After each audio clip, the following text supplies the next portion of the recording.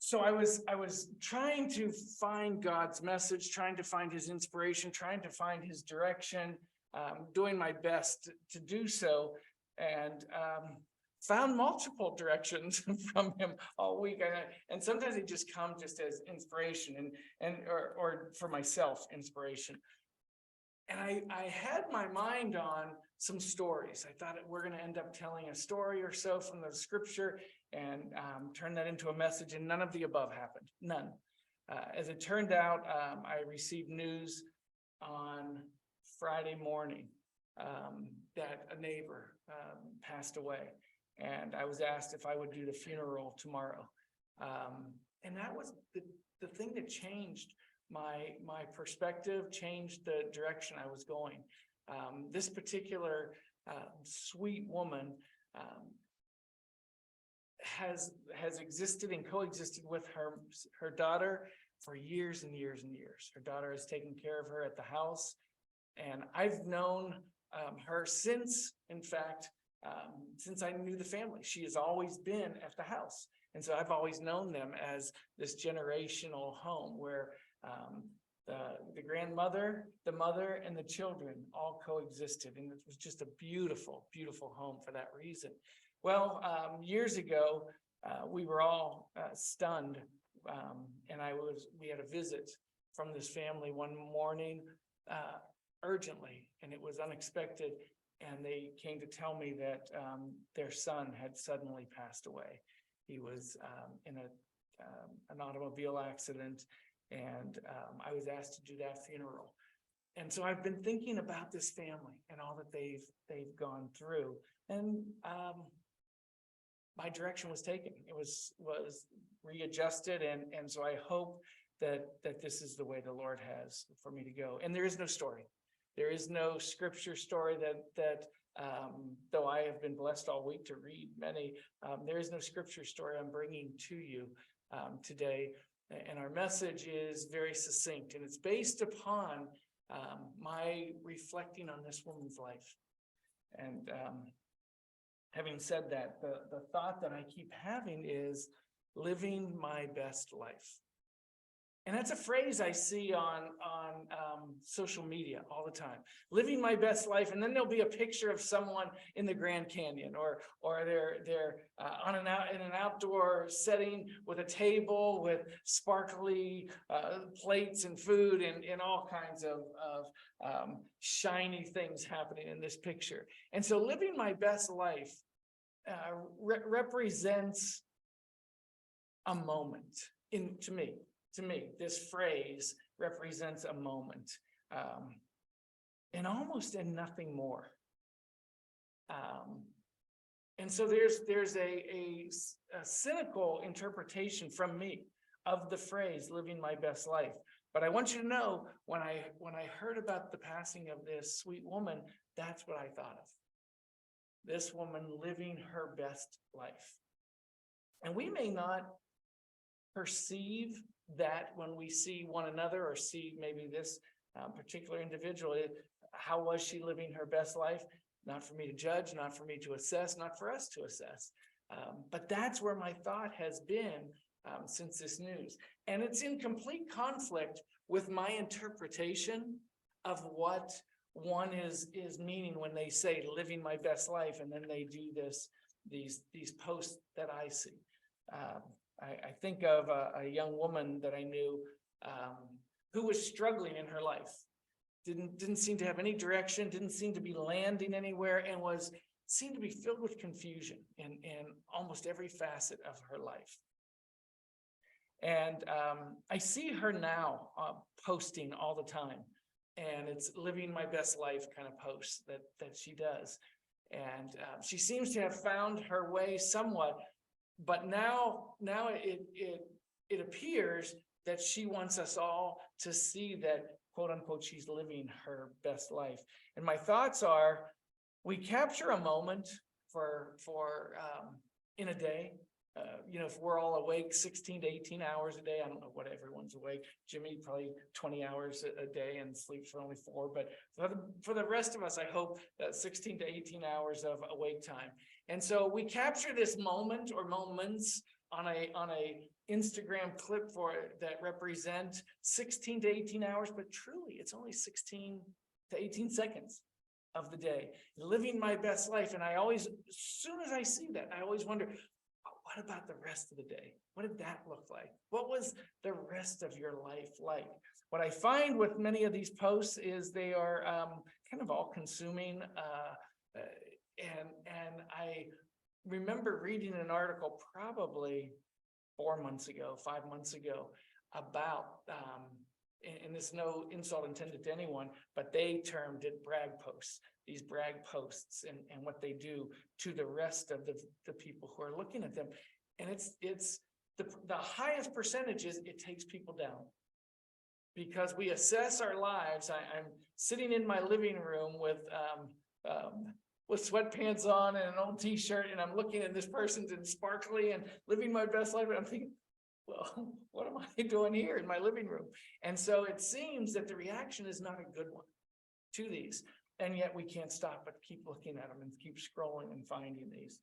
So living my best life is not necessarily, it does not necessarily have a positive connotation, but I want it to today. I want to hijack that phrase and get it to what it's intended to be, which is living our best life and what that truly looks like.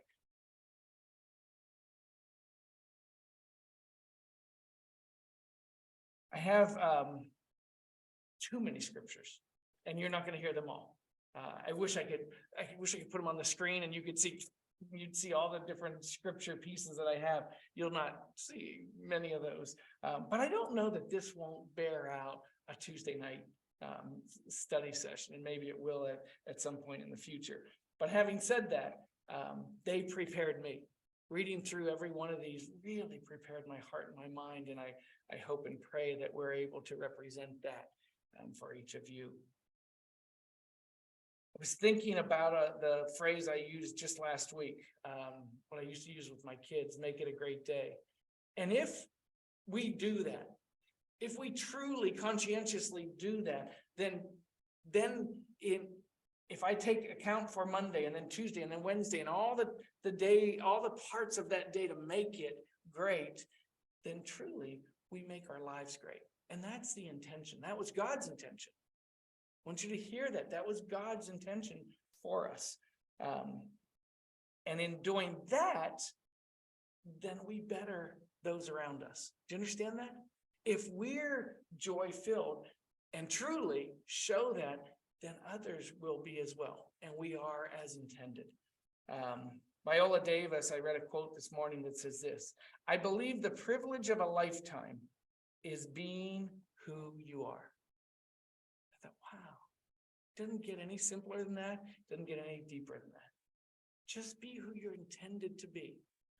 We had a JV game, and JV football games are on Monday nights. And the other games are real games. Our varsity games are Friday nights. And so Monday night is just 3 days later after they've played, Friday, Saturday, Sunday, Monday, 3 days later after playing. So some of these kids are sore and beat up, but they play again. The underclassmen play again. And some of those kids that are very necessary in such a small school, especially, are the most necessary. You understand that the kids who play Friday night are necessary for Monday because they're underclassmen who are important and carry our JV team. Well, that's normal. We had one game that was a Saturday game, Saturday morning. So they played Friday night. We turned around the next morning, Saturday. It was a rescheduled game, and we were playing Saturday morning. That particular Saturday, we only had 16 kids there. And of those 16, 6 of them had never played in a football game in their life. And so I called Lonnie, maybe text. I can't remember what we did that Saturday morning, but I think I called him that morning and I said, here's the situation. And I said, I don't know what to do. He said, you play the game. I said, oh, okay. Thanks, coach. And we hung up. It was just kind of that short. You play the game. And so we took these 16 kids to this game, and I was so concerned for their safety, for their health, for all the above, whatever else comes with those concerns, that of every 11 kids that are on the field at any one time, any number are playing in their first game ever. And that's all I kept thinking. How do we get these kids to respond? Well, one such young man was a lineman. And in my mind, linemen work the hardest. Every play, they can't take that play off.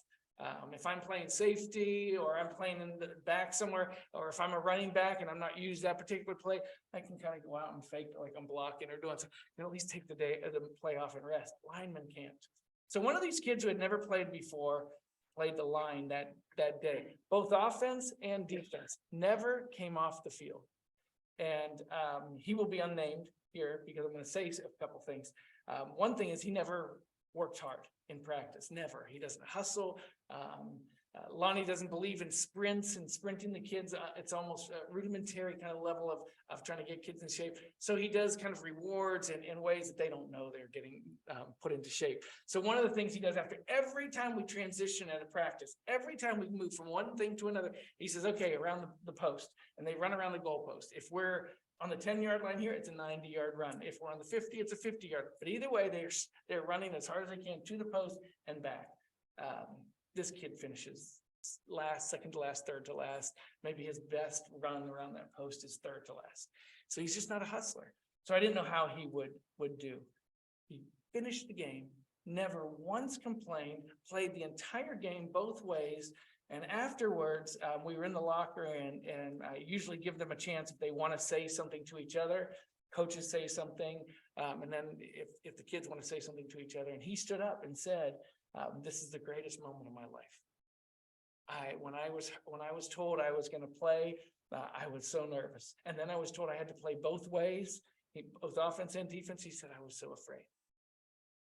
I don't know that he did well on either side of the ball. I don't know that he would be highlighted as anyone who accomplished anything, but he deemed it great. And I deemed it great because he did everything we asked him to do. And sometimes when you hear the phrase, make it a great day, living my best life, we think it has to be something extraordinary. For this young man, it was finishing the game. It was doing his job. He stood on his feet and said, this is the greatest moment of my life. At the end of the season, we sat in the end zone after our last game on JV, and some of them, again, gave them a chance if anyone wanted to say anything. And he again stood on his feet and said, we started this season and I didn't think I could even finish this season. I've never played football in my life. He said, and this is one of the proudest moments of my life, finishing the season. Because I didn't think I could get through this year. Living my best life. What does that look like? I think you all know, and if you don't, I'll tell you this over and over and over again, so that maybe it inspires you to do the same. I don't know if I can find any, but I always carry with me a list. And these are called life verses, scripture that has impact upon your life, so you make it a great read. This is what my thing says. I didn't even know that said that at the top. So you make it a great read. And what this means is these should represent who you are. So I can't tell you this is my list and you take this and you apply this to your life. It's my list. It's the verses that have jumped out at me. And in my 64 years, 2, 4, 6, 8, I have 8. It started with one verse, probably when I was 20 years old or 18 years old, and it's slowly grown. None slide off, I only add to them. The key verse of probably most would say my life is do the 2. And so I'm going to read that again to you. Living my best life. Foundation of that, do the 2. Because it says something that's critical. See, people who rewind, it appears that people who post living my best life, it's all focused on self. And I think that's the flaw in living my best life. And I don't think that it's inappropriate to do what you want to do and do what you like to do and enjoy that. But I think if that defines your best life, you're missing probably the best part of life. So let me just read you this verse. It comes from Matthew 22nd chapter, 37 through 40, but it's also found in Mark 12, 30 and 31. And I'm saying that because I'm going to add a piece from Mark that I like. It lists 4 different things to give yourself to the Lord rather than 3. So I'm going to read it to you. Jesus said unto him, thou shalt love the Lord thy God with all thy heart, thy soul, and thy mind. And Mark adds, and thy strength.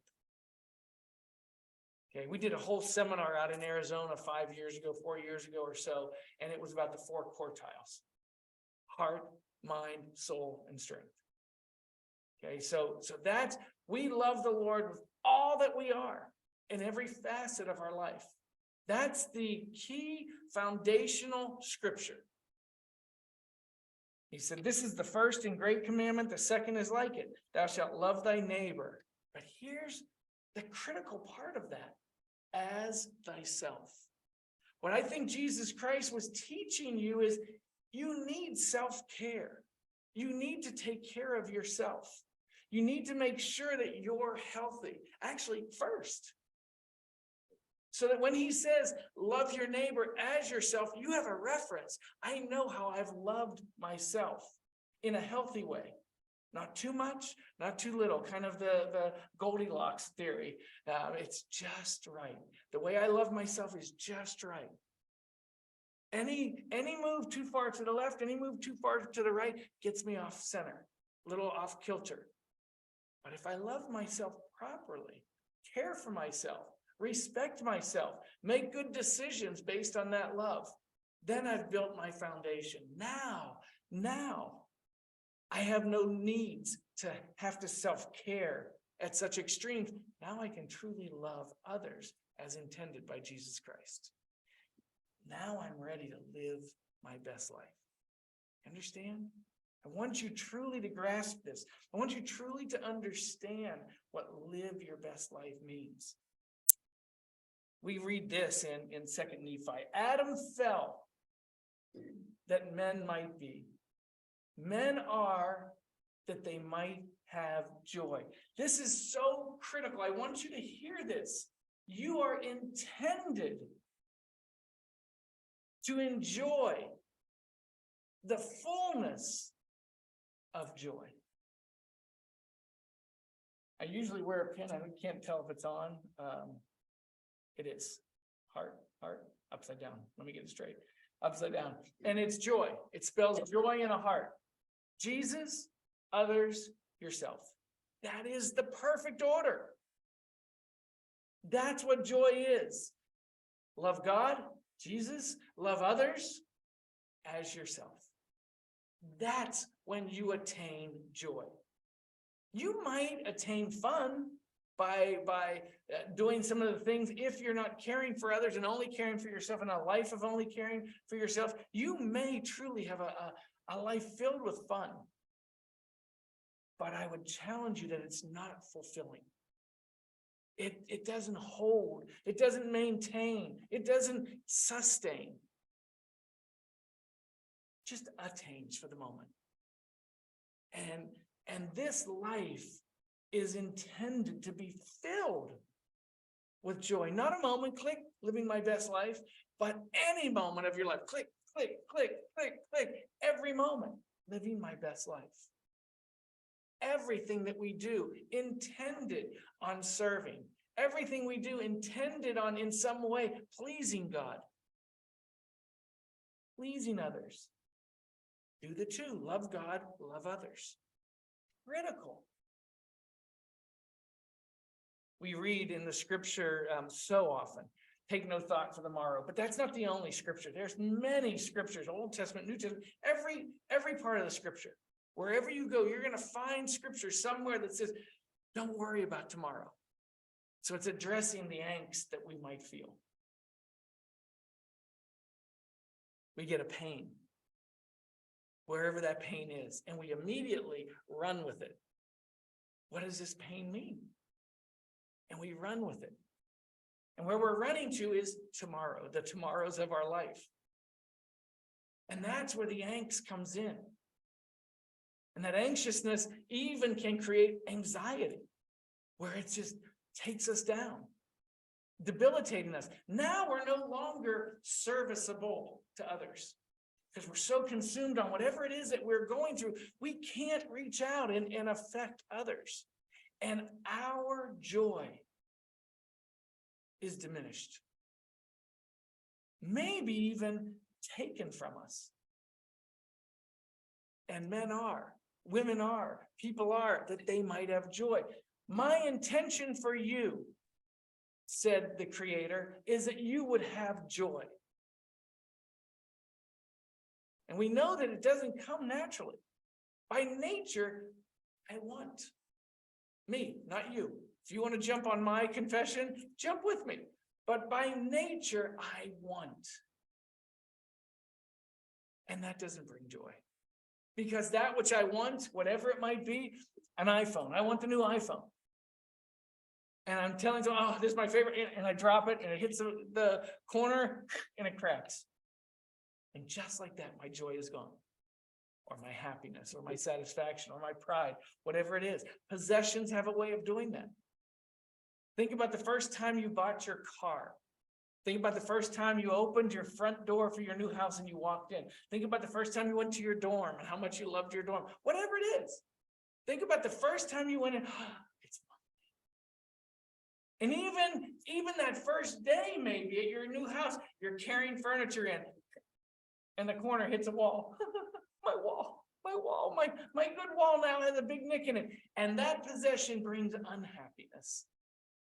And so when we're filled with just one, it will be attacked. When we're filled with just getting, our peace will be attacked. That's why he says, I send you my peace, because you can't accomplish this. I send you my peace. Paul says that peace that is sent to us passes all understanding, meaning you can't explain this peace.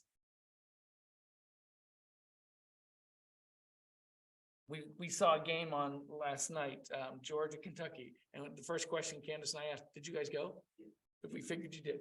So a football game is a perfect example. A basketball game is a perfect example. Whatever, anything is temporary. Your team scores a touchdown, you're filled with joy. You can't believe the excitement. The touchdown's been called back. And all that joy is gone. And that's such a snapshot of life. I have my new house and ding, I hit my wall. Brand new car. What happens the first time you go into a parking lot? Almost always. Brand new car. I've just shined it. Before I took it out, I made sure it was shiny and everyone sees me in my new car. And I park and I come out of the store. Someone's door has opened on my door. And that's the first thing I see. My car is now so dinged, I don't see a single ding on it anymore. But that first ding, you see it right away. And it's normally the first place you go. Possessions do. When we're filled with just one, living my life to the nth degree, just getting, just for me, there really is no sustained happiness. It will be taken from you. Our season ended and we were just three of us in Lonnie's office the Monday after our season ended. And he made a comment, something about, well, we lost, something to that point. And it was quickly decided and agreed upon, well, everybody loses at the end of the season. Every single team, except for one, loses at the end of the season. Every professional team loses, except for one. That's pretty rough. If your happiness is predicated on your team winning, that's pretty rough numbers, isn't it? Only one team is going to end with a happy smile. Why I love the college playoffs, or even just the tournaments. I love that because we're creating joy for these teams, happiness for these teams. We got our 6 wins. Is that what it takes to get to the playoffs? For college, I think it's 6 wins, right? If you get 6 wins, you get to go to a playoff. So what is it? Yeah. Yeah, for bowl eligibility, right? So our team is 6-5. We really didn't have a great game, but now we play someone maybe hopefully worse, somewhere in a small town in I'm not gonna even name the state, I'm gonna offend someone. I'll say Kentucky, small town in Kentucky. You're gonna play this playoff game with 2,000 people watching, Maybe it's televised, probably not, and you win and the season ends good. That's why I love what college does. So there's more than just one who ends with some happiness, and your last game is a win rather than a loss. But normally it's not. And normally in life, we have probably more losses than wins. So if our focus is on self and self only, we're not going to live our best life. It's just not going to happen. But if we find ourselves giving to others, loving, bringing other people into our lives, we're going to find that truly we're living our best life ever. It may not be a shiny table on a sidewalk with great food in front of you. It may be that you're handing food out to the less fortunate. Imagine those two posts, those two pictures. One, dressed to the nines, sitting at a table with a beautiful presentation of food in front of them. The other one is serving brown bags to those in need. Which one is truly living their best life ever? And so I submit to you today that you find your purpose, like this young man who all he did was finish a game. We have a young man who played for us this year who was just, we had a few, by the way. We had this one young man who just played every game with such energy. Offense, defense, led the team in tackles, led the team in touchdowns, led the team in yards rushing, sometimes led the team in receiving. He would have been let down by that game. Well, of course I played both ways. Of course I played the whole game. Of course I did this, but I only had one touchdown. This young man just finished the game and felt the fulfillment he had never felt in his life. I use that example to say to you, it doesn't have to be a shiny table of the finest food. I hope you find that, by the way. I hope you have that moment where you're outdoors on a table and you're eating whatever it is that is your favorite food. I hope you have that experience. But I hope that doesn't define your best life ever. I hope instead it's a time when you're in a line at a department store or a grocery store, and there's a family in front of you that can't afford, or the fella reaches into his pocket and he hasn't brought his wallet. And you can easily say, oh, this is a setup. Or you can say, let me help them out. I hope that's your best life ever. Someone on the side of the road who needs help and you stop and help them. I hope that's your best life ever. I hope someone you find in your class with you or at workplace with you, or someone just talking, and you can hear quickly, they are empty. They have nothing in their life. And you share your testimony, not preachy hard, but just tell them how you were rescued in your life, living your best life ever. That's our calling.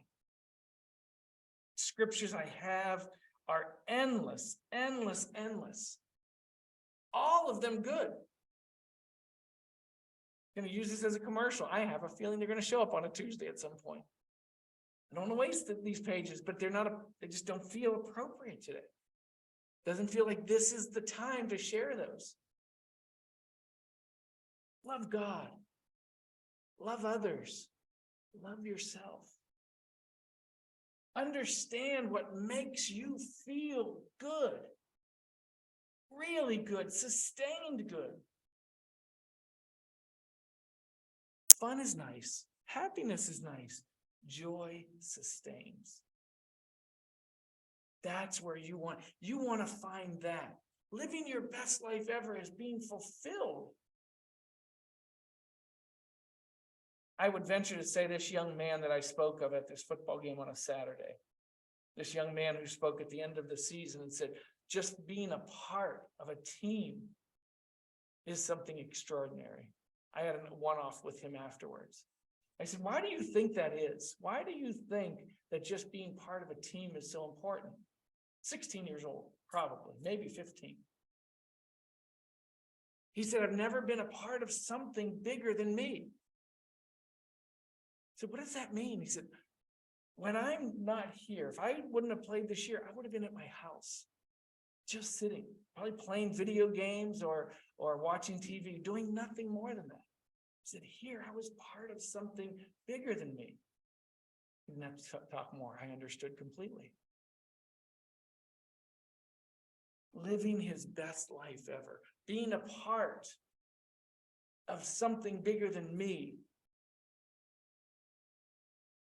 That's what I want for you all. That's what I want you to understand. That's your intentions, or that's God's intentions for you. I tell Candace all the time, told her just last night, I said, you've taught me so much about life.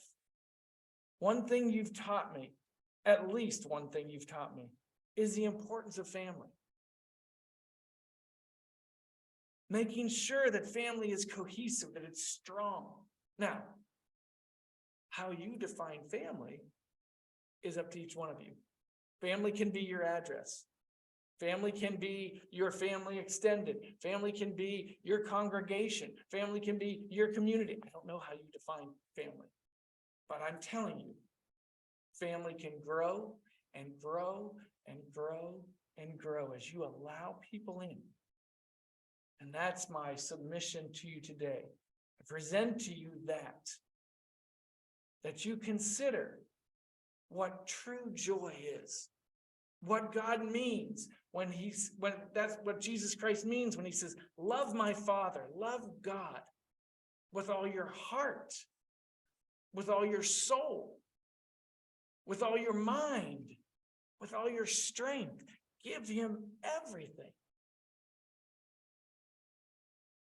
They had only asked for one. And then he said, and also, this is like that, equal to that. Love one another the same way as you love yourself.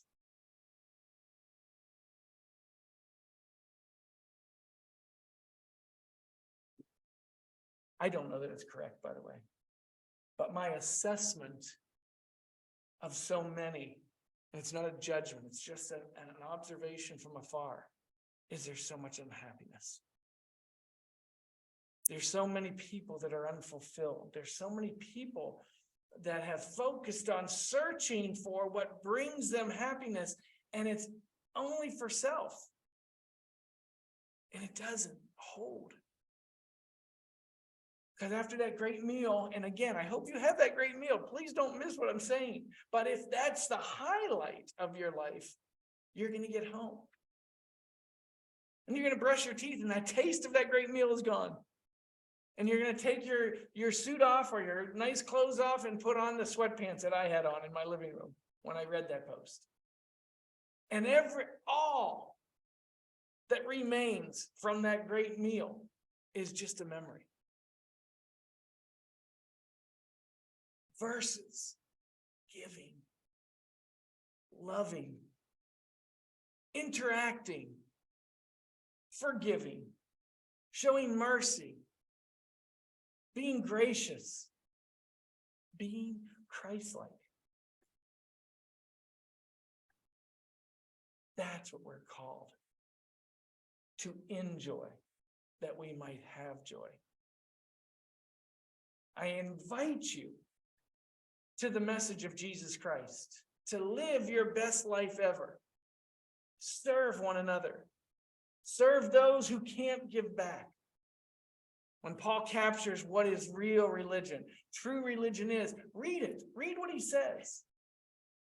He speaks of the fatherless and the widows. He speaks of giving to those who can't return. Meaning you're giving not to get, you're giving just to give. That's when you'll find fulfillment. You may never get a plaque for your good works. You may never receive the best community member in our little town. You may never get that. You may just get the satisfaction of driving away from someone who will never tell another soul that I helped that person. You have that satisfaction. I helped that person. Maybe I gave them hope. Told you, I think last week or the week before, I'm somewhat fixated on these Instagram posts where people are giving to homeless and kind of setting them up by asking for something from them. They'll walk up to someone who is destitute. They'll see them eating. They'll say to them, I have no food. Do you have anything that you can share with me? I have to go buy something. Do you have anything you can share? And the person with little will reach into their pocket and pull out 48 cents and they'll give them a quarter. This is all I have. They'll give, in other words, they'll give them one mite. And that person, this is how these videos go. They'll take that, whatever they've given them, maybe a muffin, maybe a half a muffin. I just have this muffin, and rip the muffin in half, and they sit and they eat together. And then at the end, he turns over some gift to this person. Because you showed kindness, I want to show kindness to you. And often they'll walk away and leave this person crying.